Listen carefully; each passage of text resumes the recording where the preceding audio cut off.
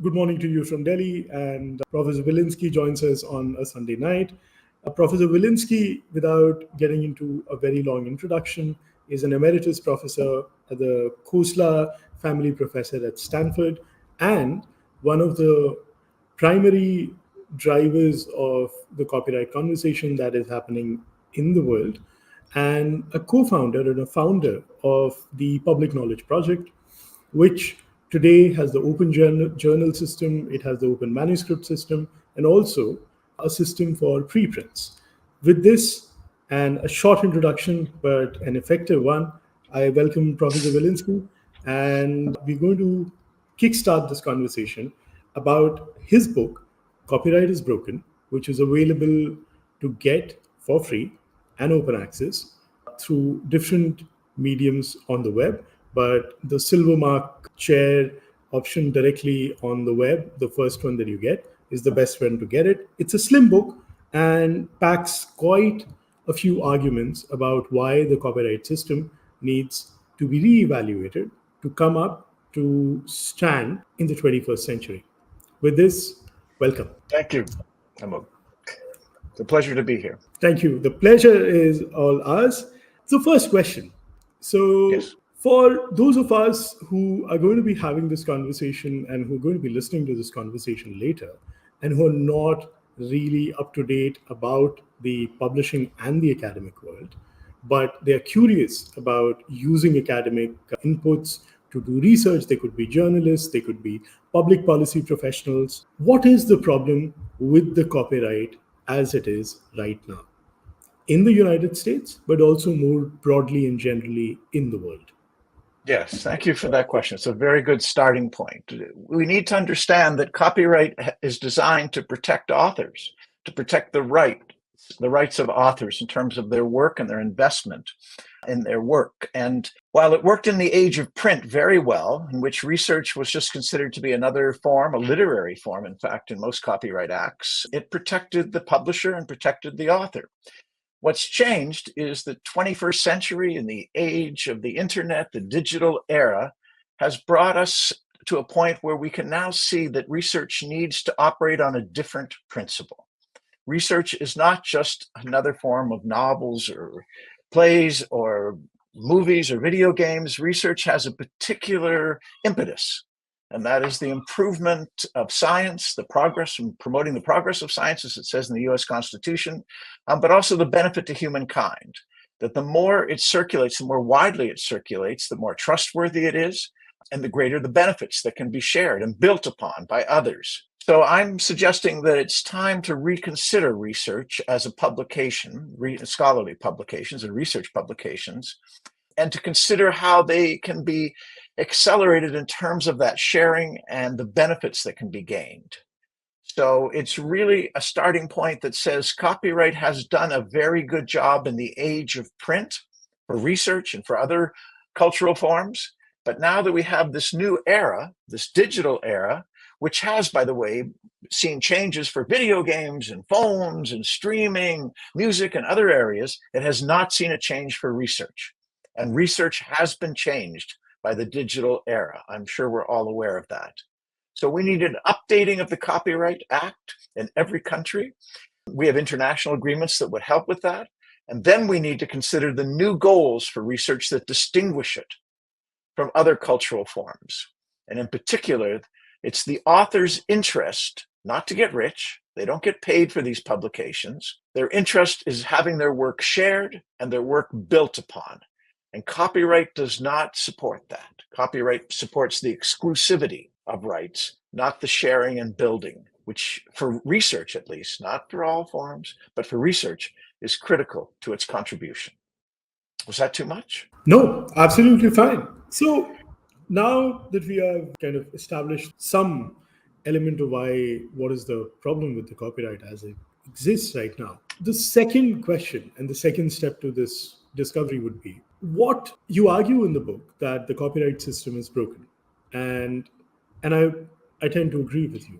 But let me play the devil's advocate and ask you, why do we need to, because the point that you're making, that legally we need to have a redefinition and a reevaluation of the copyright law completely when it comes to research. But why can't we use the subscription based model? Why is it that we can't make any incremental change in this traditional publishing? Why do we need to go out and invent a newer form of how we access research? Tell me a little bit about that. I would start with the pandemic. I would start with the emergencies that humankind is facing. I would start with climate change.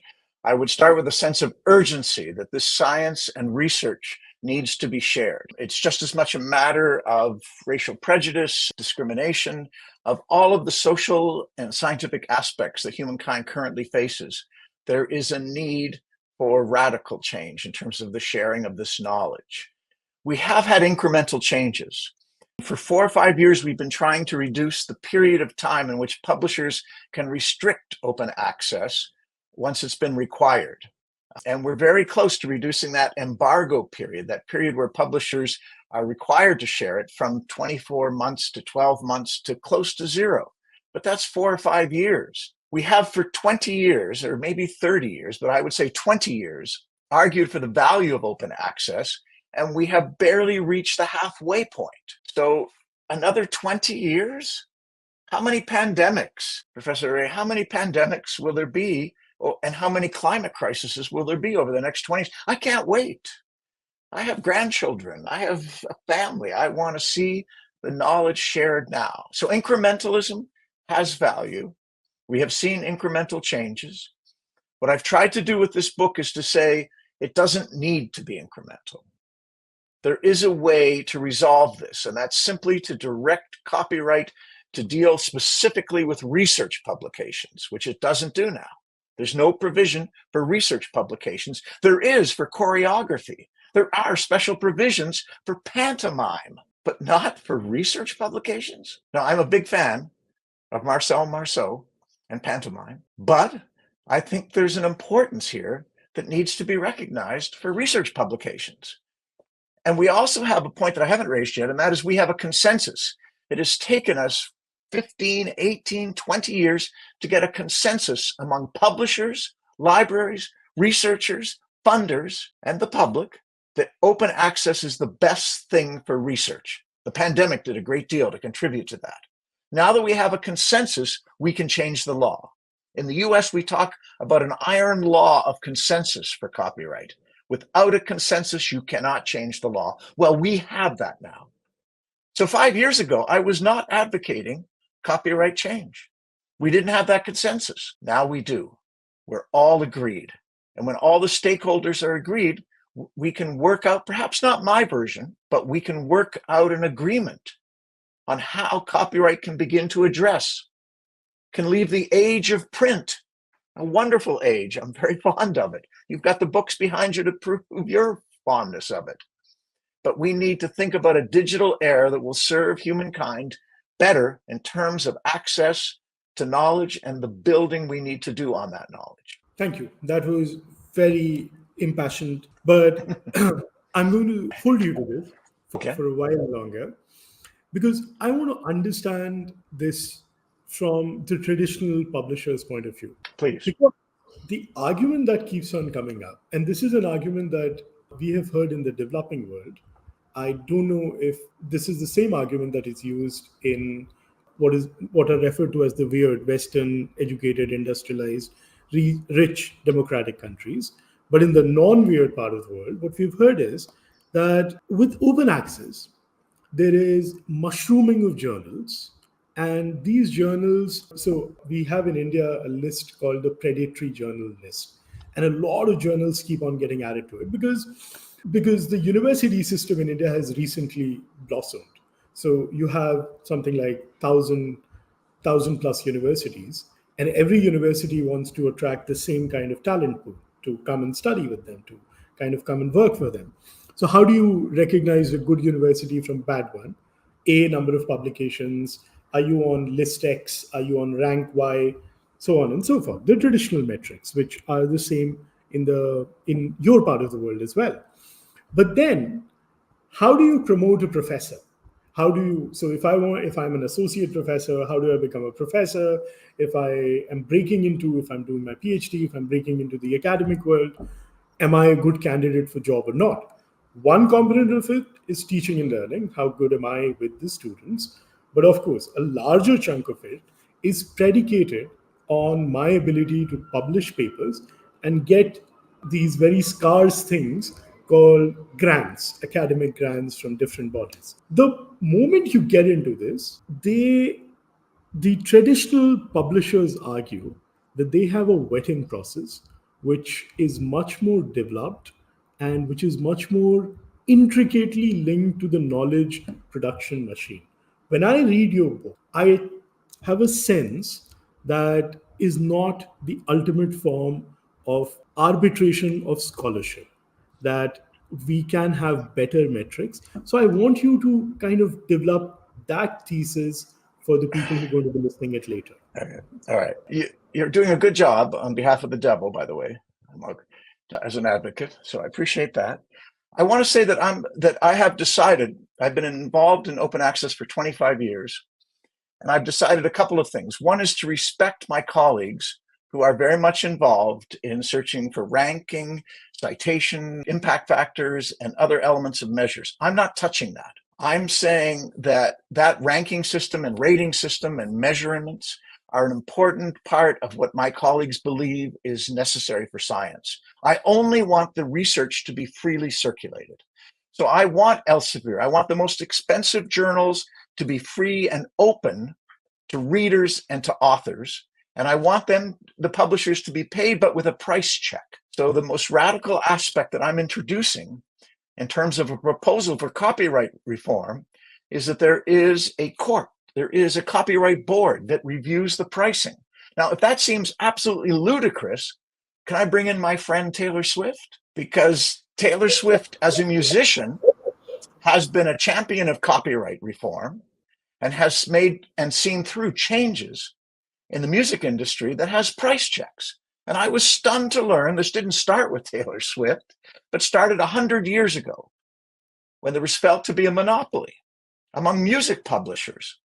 And the US government introduced price checks. That is, the price has to be argued, decided by a judicial body. And so what happened is that they introduced it in 1909, and it has survived for over 100 years. And the major publishers have gotten rich and all of that sort of thing. But we do have no monopoly pricing in music.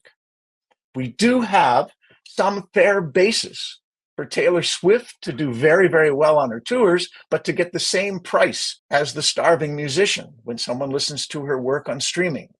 So I'm only asking that we borrow some of the strategies that have been proven over time to address two issues. One is the one about how much it costs to publish. And I'm not ruling the publishers out. Let me just stay for a second on that. They can go before the copyright judges in the United States that are deciding music pricing right now. The scholarly publishers can go and argue that this is what they need. But the judges have to listen to the librarians, have to listen to the small institutions, and have to decide on what is a fair price. And we don't have that right now. So open access has been kidnapped in a way, as being held hostage for very high article processing charges. And that is a spoiler, and that is a source of inequity. And it's been addressed in the music industry. And I'm arguing, following the example of Taylor Swift, that it can be addressed. Taylor Swift actually introduced it for streaming. She pulled her music off Spotify because streaming was not part of the Copyright Act. And 4 years later, they changed the Copyright Act in the United States so that streaming was included, but they did not let Taylor Swift set the price. They said it had to be decided by copyright judges on a fair basis for all concerned. And that, to me, is a very important aspect. The other is universal open access. The publisher does not get to decide what's going to be open and what's not. It has to be universal, and it has to be at a fair price. Those are the two principles. Everything else that you addressed about how do we establish to become a full professor, when do I get into nature, when do I get into science, all of those things I'm not changing. Other people can change those. I didn't want to spoil it for everyone. I want to give others a chance for reform. I'm just addressing two issues. the pricing, and the universality of open access. Let the others fight about status, prestige, impact factors, and the rest. Thank you. Now that you brought Taylor Swift, that would be my next question. But I'm now back on the open access side. So the Public Knowledge Project, you founded it, if I remember from an interview that you gave correctly, because you were writing an article for a Canadian newspaper and you wanted to link your own research, if I'm not wrong, and or somebody else's research, Yes. but you could not link it due to copyright issues, and that was the funding and the starting of the Public Knowledge Project. It started with a journal system, and now it's pretty impressive. In fact, we publish quite a few monographs and books, and we are in the process of migrating to open the monograph version, the OMS. Yes. So I really like the project. Kudos on that. Thank you. It's constantly growing.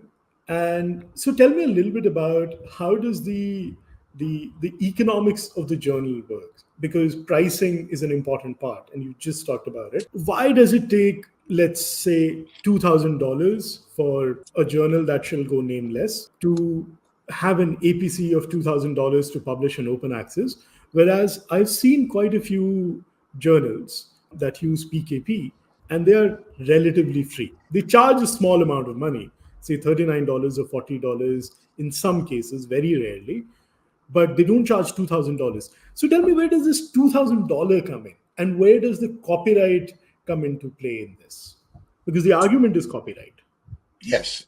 And I want to stay focused on that. I appreciate your very kind comments about the Public Knowledge Project. I started in 1998. So I'm speaking from 25, 26, 27 years of experience in this. The whole purpose of the Public Knowledge Project was to make knowledge public. We've developed open journal systems, the platform, the open source free publishing platform, thinking that if we developed a free publishing platform, everyone would publish on it and we wouldn't need commercial publishers anymore. I was wrong. My colleagues, the entire professorate of the world, have decided they want and will retain. So we have had great success with OJS, Open Journal Systems. We have over 45,000 journals using it, but they are not the most prestigious ones. They're not those that Elsevier and Springer Nature and others are publishing.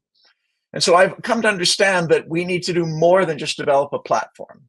The goal was never to be the one publisher or the one publishing platform for the world. The goal was to convince people another world was possible, another way of approaching it.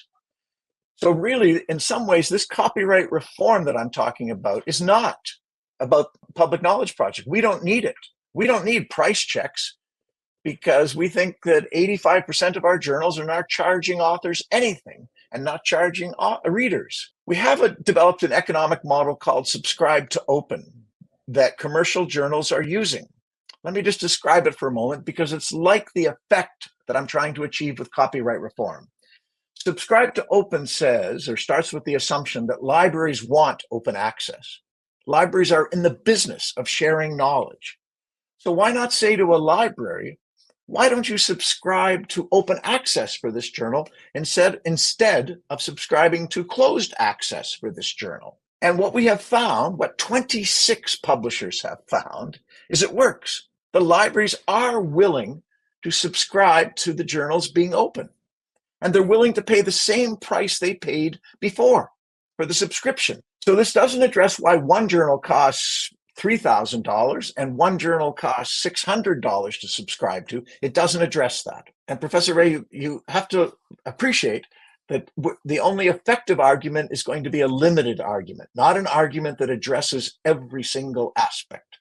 So we're setting aside why there are differences and saying that libraries are willing to pay what they paid before, even those big price differences, and have the journal open. And this is a growing model called subscribe to open. And it's the same effect I'm trying to get by law because it's taking too long. 26 publishers, there are thousands of publishers. I can't wait. What we want with the law is the libraries would pay the publishers a fair price. Now, subscribe to open doesn't have a fair price. It doesn't have a check. Sorry, I shouldn't say it doesn't have a fair price. That's unfair. It doesn't have a price check third-party judicial body to decide the price. That's set by the publisher. What I'm suggesting is that the libraries and funders would be required by law to pay a fair price that they participated in. The libraries and funders are able to go before the copyright judges or the copyright board and argue for a fair price, just as the publishers are. And those two bodies can come together because they are experts, specialists. We take the researchers out of the equation. Right now, researchers are making bad decisions. They'll pay $10,000 to get in, $12,000 to get into nature. That's a good investment in your career, but it's not a good value for sharing knowledge. And so we're saying, let's move the researchers out of this. They're tired of it. They don't have the time to focus on it. And let's bring the professionals, the librarians, the funders, the publishers together and set a fair price. And although it will differ for Nature and for a small journal coming out of a university department of history, we at least have a chance to speak, to decide what is fair compensation. And that will reduce some of the extremes, some of the highest pricing. So the reason I'm arguing for a change in copyright reform is we have the ideas, but we don't have the force of law, and we cannot wait when humankind faces the challenges it's currently facing. I absolutely agree with you on this. And I think this is an interesting way that it could be done. But I now would like to go back to your friend Taylor Swift and her decision to pull off tracks from streaming services. And then kind of once the streaming was brought within the purview of the Copyright Act, in the book you talk about licensing. Essentially, in the music world, the statutory licensing that is applicable. And you make a very interesting connection between two very different worlds. And you have an idea for connecting one with the other. Tell us a bit about this licensing model. And if I might ask you a follow-up question on the licensing thing, most of the research in the world is funded by governments. At least in our part of the world, most of the research is being funded by the government. And then that research has to be published in very expensive journals. And I don't understand why should the funder, the main funder, the government, not have a say in making that research open access? Yes. And how does the licensing model follow through on this? So 2 questions. Sorry if they are conjoined. No, that's fine. So let's introduce this formal clause, this formal term of statutory licensing, also called compulsory licensing. This is what was introduced in music in 1909 in the United States. It's compulsory in the sense that the price is not set by the market. The government intervenes. It's compulsory in the sense that this license fee will apply to all within the category of music. And it includes things like, performance rights, publication, lyrics, all of these different aspects of music. And in the case that I'm proposing, and I'm really using it because it's a legal remedy, it addresses a question of monopoly. And it says that the market has failed to deliver a fair price. Now, I don't know if you would agree with me that the market has failed to deliver a fair price for research publications, and that you think that $12,000 for Nature articles is a fair price compared to, okay. So we have an agreement there then, Professor Ray. So that is called a market failure. The market is not doing, its invisible hand is not working as it should be. The hand is not just invisible, it's not even present. And so it intervenes, the government intervenes with a statutory license that requires all participants to be a part of the transaction. And in this case, I'm making libraries. And so in the music industry, you could say, well, Taylor Swift's music is not free. And I would say, yes, of course. And I don't want research publications to be free either. I want the principal users, the agents of researchers, which are the libraries, and the funders of research to have a say. I want the funders to be able to go to the courts and say, we're spending too much on publishing, not enough on research. That $12,000 APC, that could have funded an extension of the research with $2,000 left over for publication.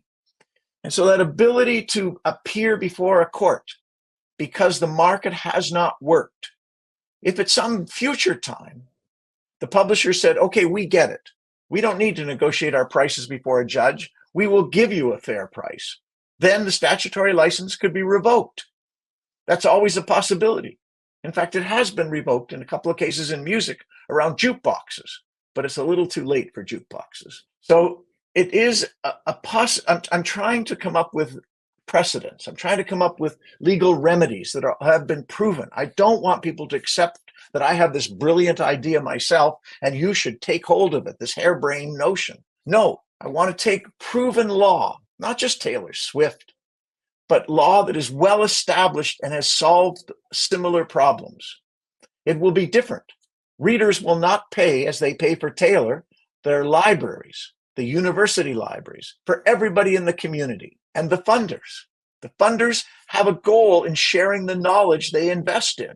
The funders are served by publication. They should pay, and it should be a fair price. It may be different for different kinds of publications, and that can be justified. Nature can explain that they have statisticians on their payroll that other journals don't have to check the stats.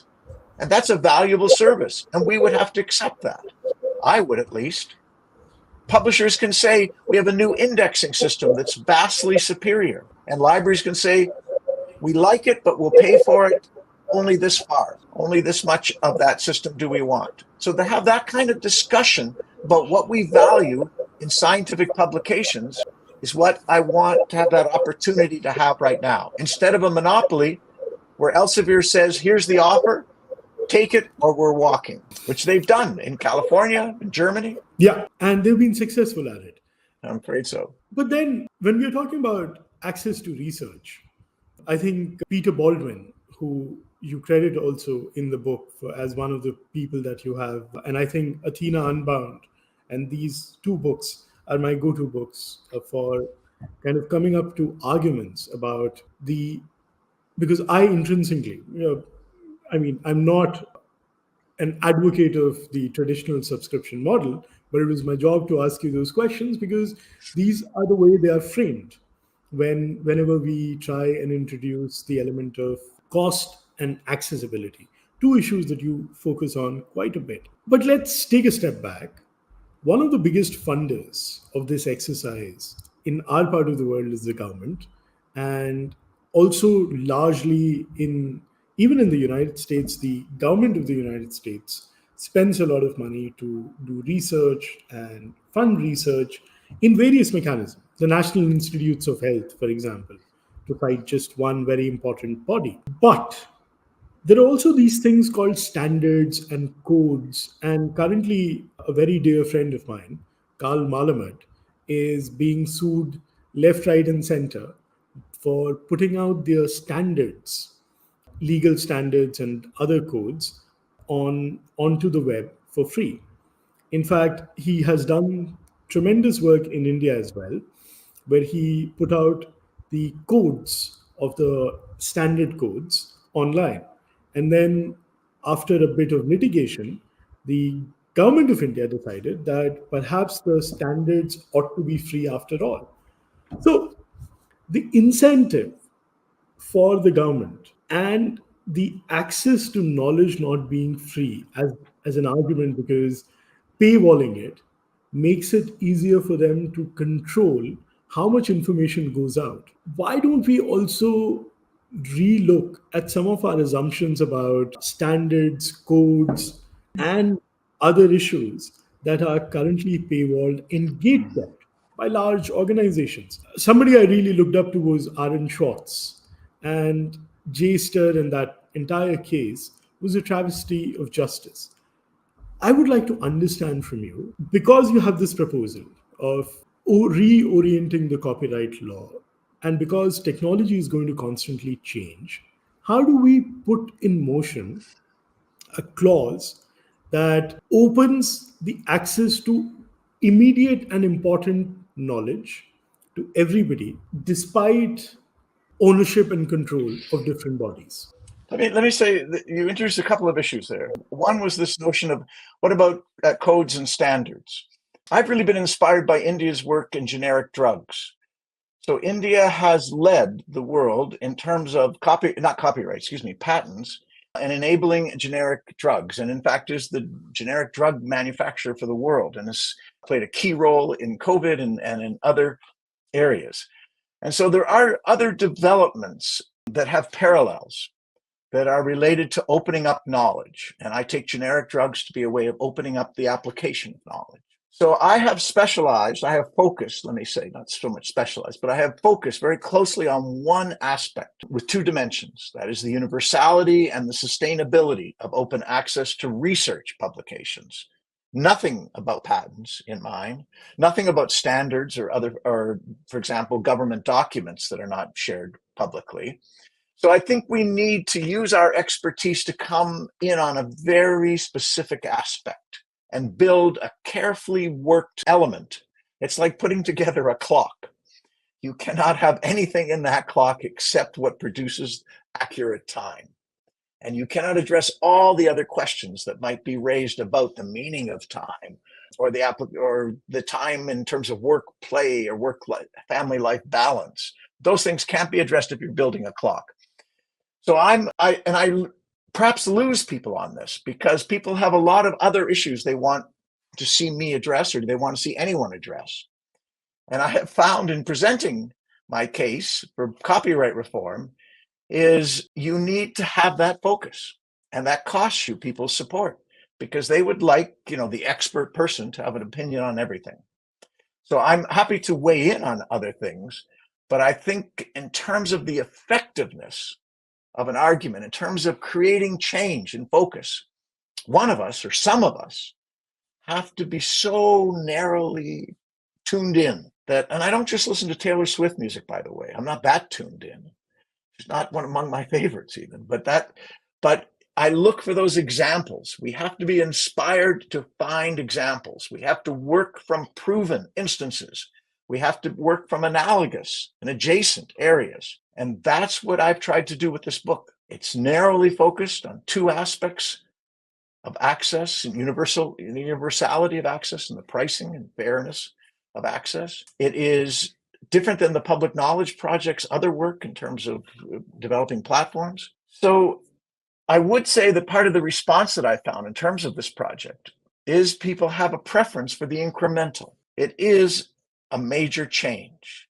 There's a fear that if we open up the law, the publishers will pile in and be terribly unfair with everyone and take advantage of their great lobbying power. But I have trust that we have an agreement about open access. I have trust in this consensus.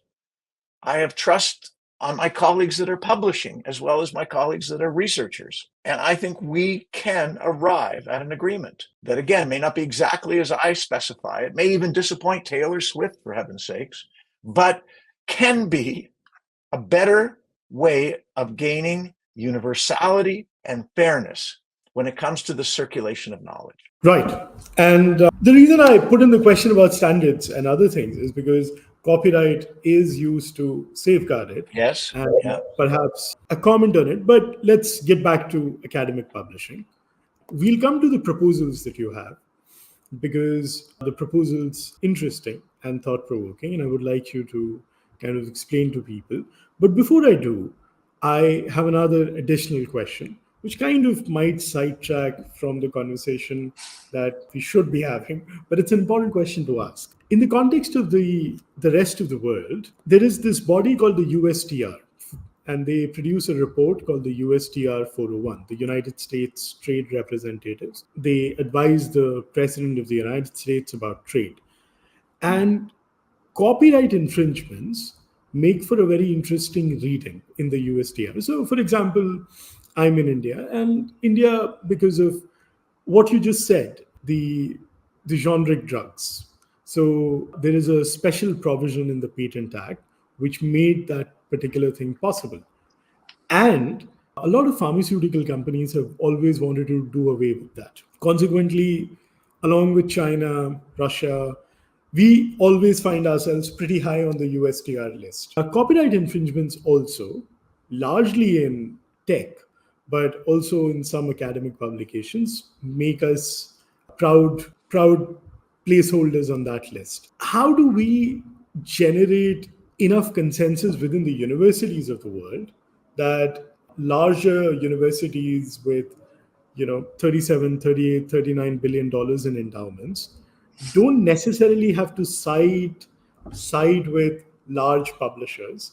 They might side with other knowledge creation bodies like nonprofits, universities, and advocate for a better, freer model of accessing and producing knowledge. So my question is, if there are universities in the East, be it China, be it India, be it any other country, what is that standardized model? I mean, we are prescribed a standard model that this is the best model of publication, and this is what you have to follow. If you don't follow that, then you'll have penalties. So, what should be the antidote to this big publishing hold on the academic output? And inclusion on lists such as the USTR 401. So how do we get out of it? Let me address this in a couple of ways. One is to say that 28 years ago, I set out to create an alternate model, a different way of publishing, that would be return publishing to the academy, would not go out to commercial sources, and to offer a platform that would do that, a free platform that was built within the academy. And I still build that. Every day, I worked on it today. And so we are still continuing with that approach. And we are saying that there is a way for the academy to take back publishing. And our platform is used in India. Our platform is used around the world. 80% of the journals that use our platform are in the global south. But I've come to a point at the same time where my responsibilities are larger than that. I've come to accept that even though we have, as I say, over 45,000 journals using this free platform, with 85% of those diamond, that is no charge for authors or no charge for readers, that's not the whole of research. And this is my contribution to say that it's not me against you, it is we should work together. I've got something in this for publishers, a guaranteed price, not the price they set, but still guaranteed. They must be compensated by libraries and funders when they publish research publications. Now, as you say, we'll get into some of the technical parts where there's some controversy about what is a research publication. But that very point you made about predatory journals is part of this issue. If we bring research publications into the Copyright Act, then we can start talking about what is legally a research publication.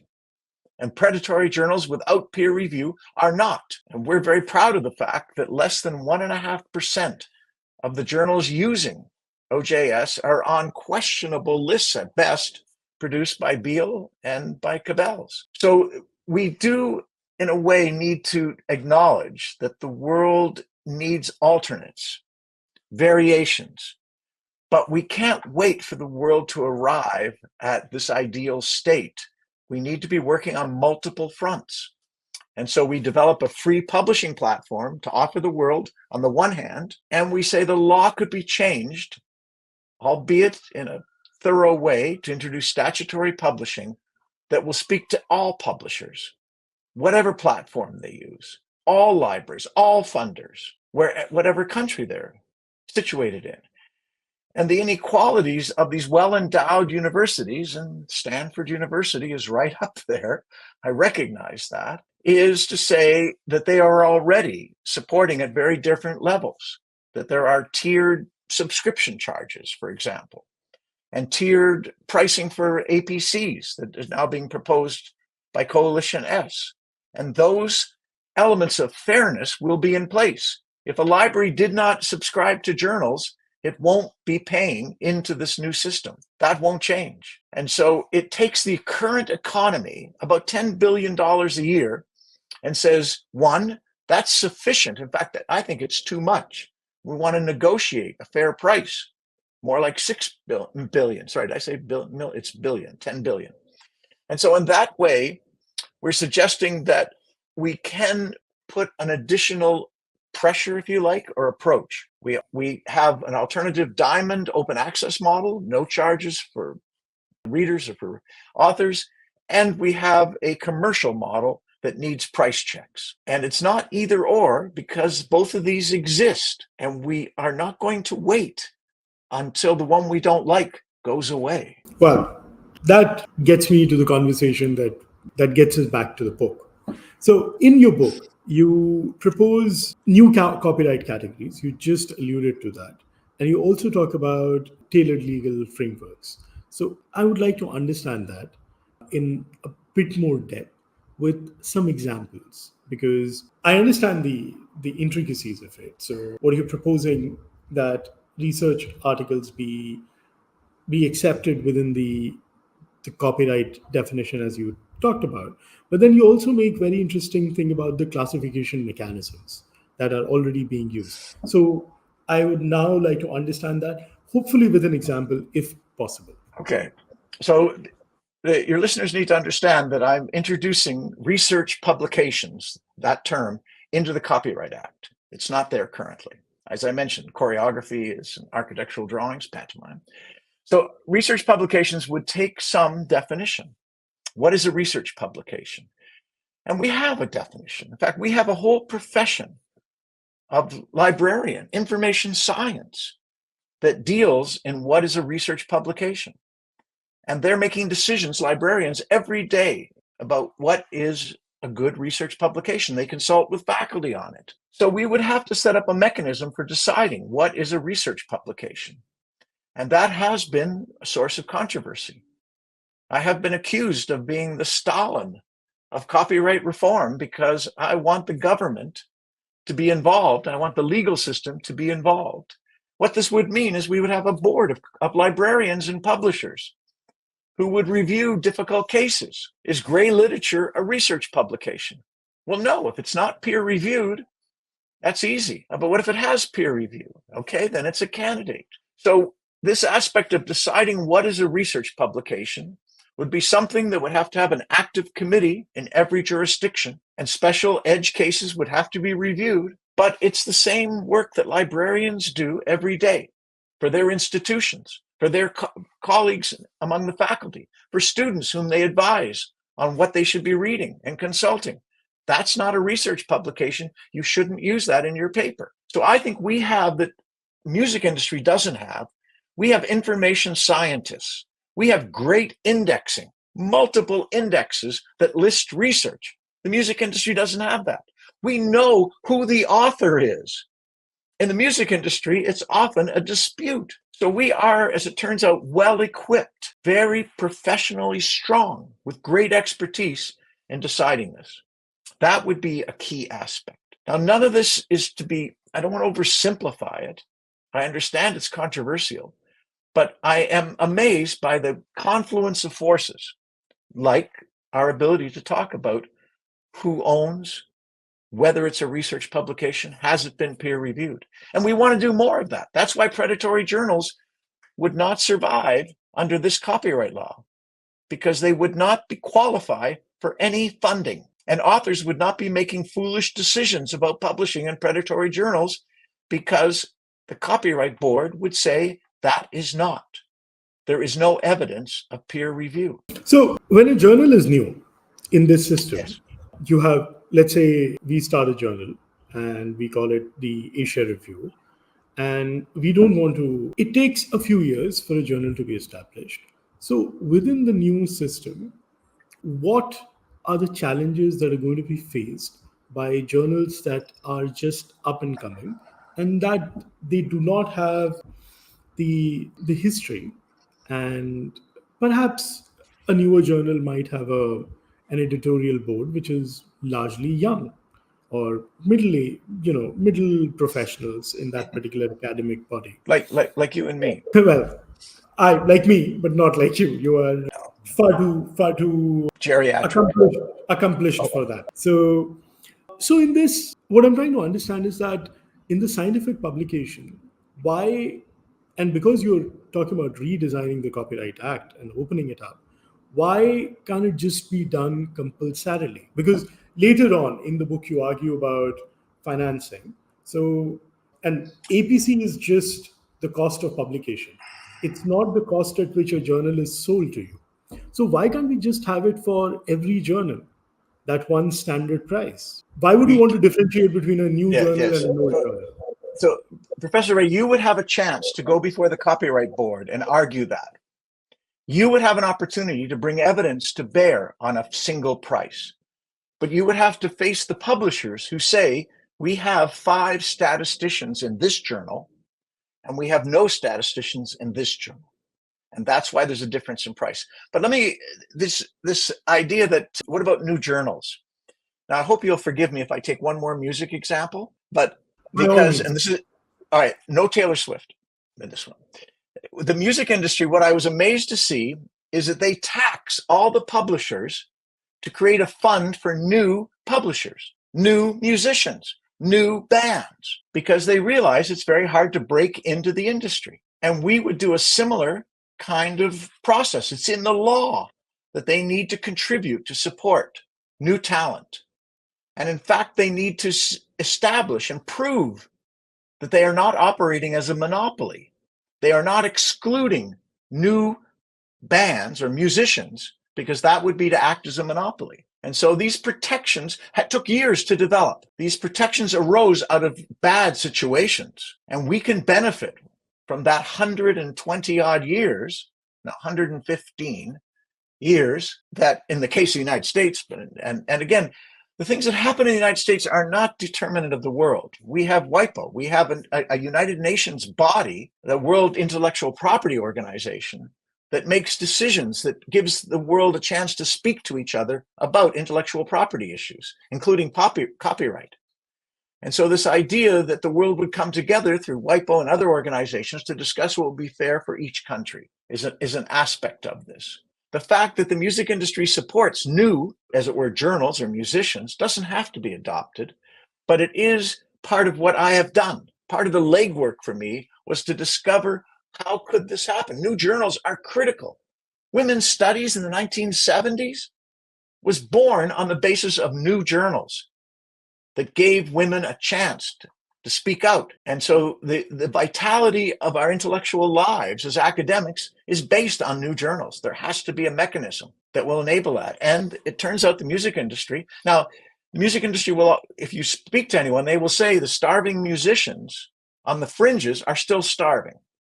It hasn't fixed everything. The busker that you see at the bus station is still busking. It doesn't guarantee an income. So I'm not suggesting every little thing is going to be fixed, but a big issue like new journals, young academics, new fields, that has been addressed. Right. So there are quite a few reform advocacy and other things that are happening.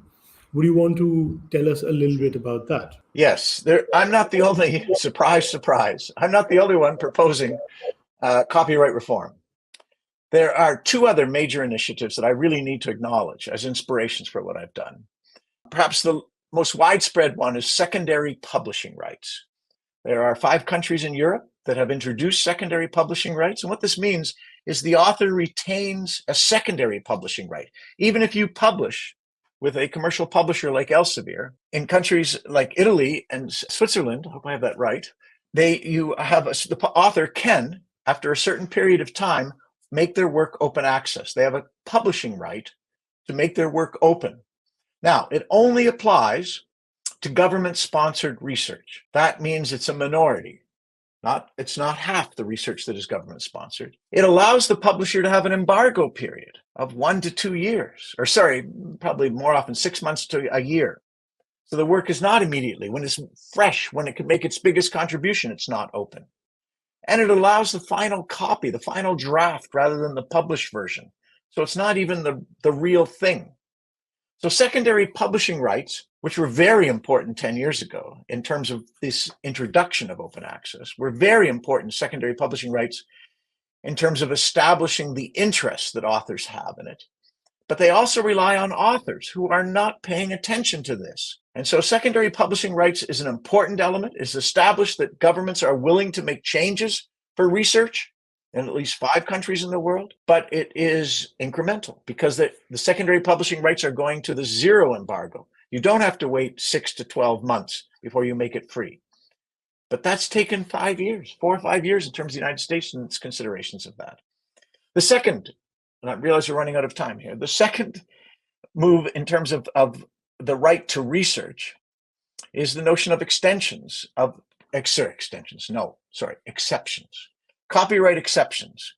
So in Canada, it's fair dealing, where I'm from, but I'm living in the United States now, it's fair use. Those are exceptions.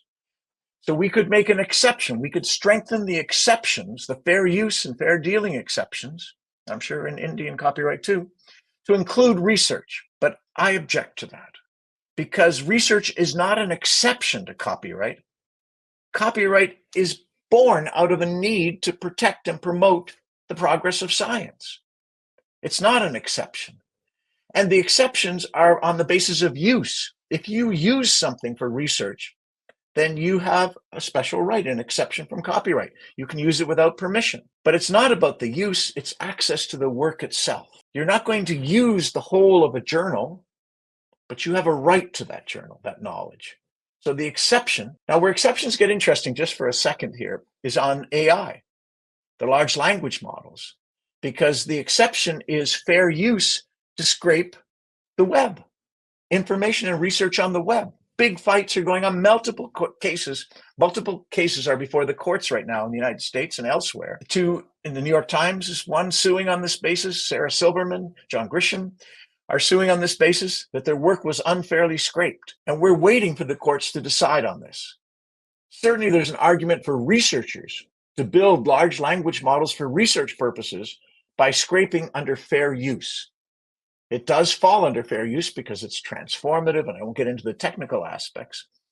So my measure, statutory licensing, is one of three principal ways promoting access to research. One, the secondary publishing rights, which is limited and very incremental. The second is the exceptions, strengthening the exceptions, which I categorically am uncomfortable with because research is not an exception, but it has possibilities. It certainly worked well in photocopying, making it a matter of fair use. But my proposal for statutory licensing may be too radical because it solves the problem of pricing, which the other two don't even address. Secondary publishing rights don't address pricing. Exceptions don't address pricing, although making an exception maybe gets away from pricing. The second is universality. The exception will have limits, and the secondary publishing rights currently apply to government work. That's only a portion. I'm suggesting universal, including back issues, old research. I work in the humanities. I need older research as much as I need today's, the long tail of research we talk about in the humanities. Socrates and Plato's work on Socrates needs to be freely available. That is a radical idea, and we are just about to hit the 1 hour mark. So last two questions. And then my second last question is, throughout the book, and there are a lot of incidences that I have not gone into, but you propose a solid plan on trying to open up the copyright grapple hold and kind of make research accessible to everybody. My question is on the aftermath, something, because you are proposing a new traditional and non-traditional publishing system. My question is, how do we measure it? In a way, I'd asked you this question earlier as well. What would be the metric that we have to use to say that, okay, this model is working now? Of course, price and universality will have to be built into it. But beyond that, what else? Readership is the biggest measure. We will see a huge increase in readership in high schools, among the professions. Your family doctor will have access to research they didn't have previously. So readership is the number one. The second would be scientific gains, increases in citation of work, and the speed with which, again, the pandemic was the best proof. The publishers made their work open access around COVID. All of them made their work freely available. What happened? We had a vaccine in 6 months like we had never had before. India participated in that process of taking advantage. So the proof and the measure, in a sense, has been field tested. We've had an unnatural, a tragic experiment with open access when the publishers opened their work. They knew immediately that keeping their work closed impeded the future of humankind. That is a measure. The lives that were saved, the reduction in mortality rate over that period of time, and the arrival of vaccines in record time. Now, there are other reasons for that. I don't want to get into the complexities of the RNA work that had been done prior that led up to the vaccines, but it was a contributing factor. And if that's not clear, then I'm afraid we're going to get other examples where we can establish that, because that is not the last pandemic we're going to face. Well, that's a fair warning, and I agree with you. And not just pandemic, I think climate change. I live in a country where the median is getting very interesting because the rains and the incidences of heat wave, etc., they're building up, and we have to figure out a way. But moving on to the last question, you talked about it a bit, generative AI. It's a matter of time that generative AI comes to scientific research. And what we are seeing in terms of chat GPT and even other models, why should I just focus on one, but Claude and any other model out there can go through a lot of information in a particular domain. It can be the popular domain. And we start getting a lot of stuff regurgitated. And that's wonderful. But that is not human creativity, and that is not creativity. It's a form of regurgitation. When it comes to scientific publications, how do we ensure that the generative AI model kind of fits within the purview of the copyright change that you are advocating for? Because big tech is a much more, I'll have to have an apology, but insidious production system than big publishing. So how do we safeguard scientific research from that? Yes, I would say that is something that is in progress. As I said, the cases are before the courts. We have not had legal rulings yet on what is fair use in terms of the AI's ability to scrape the web, the open large language models, excuse me. And the question about production, about copyright protection, many of the publishers have taken stands very quickly to say that they will not allow authorship. They will not grant authorship to ChatGPT, for the very instance you used. And so therefore, if they do not grant authorship, then there's no copyright protection for the creation of AI systems. So we have these things still to be decided. It does not, in a sense, determine. I have my own personal interests in terms of seeing more research involved in large language models, because then we would have more reliable production. Generative AI is generative with very little research because it's been closed. I have concerns about the publishers selling research to OpenAI and to putting their work, our work as researchers on the market for sale. But that's not a copyright issue. Well, it is a copyright issue, but it is one in which we have turned our copyright over to the publishers. And so we have a number of issues still to work out, for sure. Generative AI is still very new. We haven't the laws, the legal structures, the court decisions. We haven't fully understood the implications of this.